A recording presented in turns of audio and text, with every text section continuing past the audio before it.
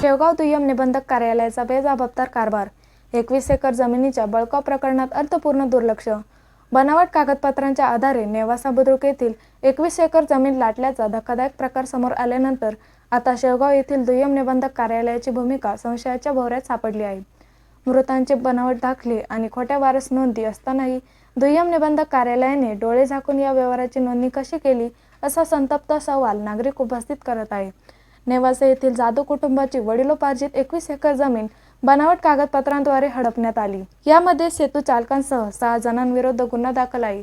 धक्कादायक बाब म्हणजे 24 फेब्रुवारी 2026 रोजी शेवगाव येथील दुय्यम निबंधक कार्यालयात या जमिनीची खरेदी करण्यात आली.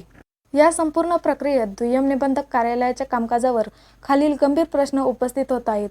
बनावट वारसदारांची ओळख पटवण्यात अपयश. जमिनीचा व्यवहार करताना बनावट वारसदार उभे करण्यात आले होते. दुय्यम निबंधकांनी या वारसदारांच्या ओळखीची आणि कागदपत्रांची पडताळणी का केली नाही? दस्तऐवजांची छाननी केवळ नावापुरतीच.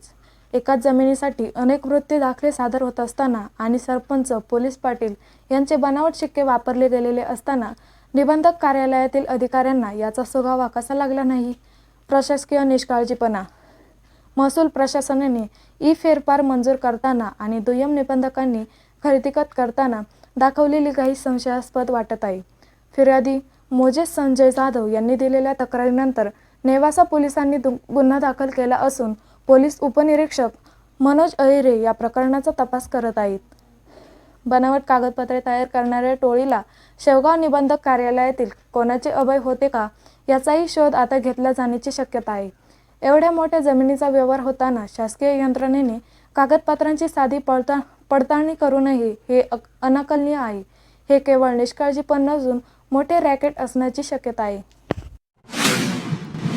आताच आपण जे बातमीच्या अनुषंगाने कालचं प्रकरण पाहतो. दिनांक 24 फेब्रुवारी 2026 रोजी शेवगाव दुय्यम निबंधक कार्यालयात जो दस्त नोंदवला गेला आहे, त्या संदर्भात असे बेकायदेशीर खोटे दस्त नोंदवले जातात आणि शेतकऱ्यांना नाहक सिव्हिल कोर्टात जाण्याचे भाग पडतात. आणि या ठिकाणी आपली जबाबदारी झटकून हे लोक शेतकऱ्याला कारण नसताना सिव्हिल कोर्टात पाठवतात. याच प्रकारे मी याच्यातला एक अन्यायग्रस्त आणि पीडित व्यक्ती आहे. माझ्या बाबतीत सुद्धा अशाच घटना घडल्या आहेत की ज्या वेळेस दुय्यम निबंधक शेवगाव, तत्कालीन निबंधक शेवगाव यांनी 23 पैकी 8 आरची खरेदी दस्त नोंदवला आणि तो दस्त बेकायदेशीर असताना सुद्धा की तुकडेबंदी तुकडेजोड कायद्याचं उल्लंघन करणारा असता तो नोंदवला गेला. आणि त्या नोंदवलेल्या दस्ताबाबतीत मी सहनिबंधक, जिल्हा सहनिबंधक अहमदनगर यांच्याकडे तक्रार दाखल केली असता तक्रारीच्या अनुषंगाने सहजिल्हा निबंधक यांनी सरळ तक्रार दुय्यम निबंधक शेवगाव डी लांगोटे यांच्याकडे चौकशीसाठी पाठवली. आणि ती चौकशी करत असताना माझ्या ज्या तक्रारीतील तथ्य आहे, माझ्या तक्रारीतील जे मुद्दे आहेत, त्या मुद्द्याचा कोणताही त्यांनी या ठिकाणी विचार केला नाही. आणि विचार न करता त्या ठिकाणी चौकशीमध्ये त्यांना जे सांगितलं होतं की झालेला जो 8 गुंठ्याचा व्यवहार आहे तो बेकायदेशीर आहे, पण त्यावर कोणतंही त्यांनी भाष्य केलं नाही. आणि त्यामुळे आणि इतर जे कागदपत्र आहे ते सुद्धा त्यांनी तपासले नाहीत. त्यात जोडलेले 7 जोडलेले इतर घोषणापत्र ते खोटे असताना सुद्धा त्यांनी ती क्लीन चिट दिलेली आहे. आणि 83 त्यानंतर 83 खाली त्यांना गुन्हे दाखल करण्याचे सहनिबंधक अहमदनगर यांनी आदेश दिलेले असताना सुद्धा त्यांनी त्या आदेशाचं पालन केलेलं नाही. उलट तो आदेशाचं पालन न करता त्या ठिकाणी दुसरा अहवाल त्यांनी तयार केला आणि समोरच्या वेळेस मला बोलून त्याला त्या ठिकाणी त्याचं म्हणणं मांडण्यास सांगितलं. म्हणजे यामध्ये खूप मोठ्या प्रकारे आर्थिक गैरव्यवहार झाल्याची दाट शक्यता आहे.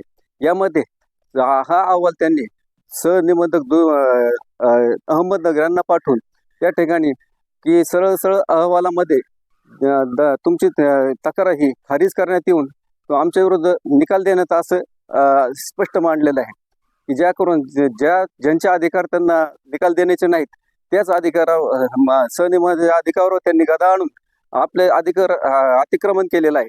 आणि अशा पद्धतीने हे डी लांगोटे या सहनिबंधक या ठिकाणी मोठ्या प्रकारे आर्थिक व्यवहार करून या दस्त नोंदण्या करतात. याविरुद्ध बेकायदेशीर दस्त नोंदणी करून इतर जे पीडित लोक आहेत त्या पीडित लोकांना न्यायालयाचे दरवाजे ठोठावण्याची वेळ येते. अशा पद्धतीने जर हे असे दस्त नोंदणी करत असतील तर गोरगरिबांनी जायचं कुठे? त्यांची आणि अशा या दुय्यम निबंधकाची चौकशी होणं गरजेचं आहे. त्यांचं तात्काळ निलंबन होणं गरजेचं आहे. या व्यतिरिक्त ज्यांनी दस्त नोंदणी केली माझ्या या प्रकरणामध्ये 8 आरची, त्यांचंही निलंबन महत्वाचं आहे. आणि ज्यांनी हा चौकशी अहवालाचा हे गोषवारा पाहून ज्यांनी निर्णय दिला ते जिल्हा सहनिबंधक यांची सुद्धा या ठिकाणी हकालपट्टी होणं गरजेचं आणि त्यांच्यावर तात्काळ कारवाई होणे गरजेचं आहे.